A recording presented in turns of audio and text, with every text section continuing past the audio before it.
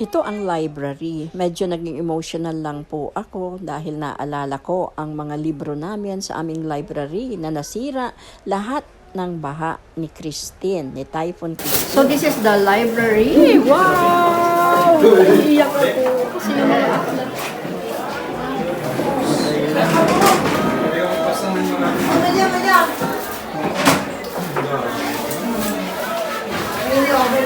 Pag mag-fasting kayo, may prayer cell.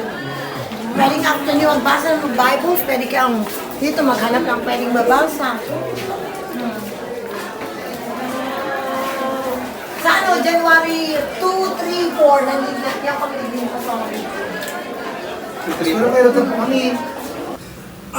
It's a simple design. It started June of 2022. The project started, and as I look back on how this project started, I see the hand of God.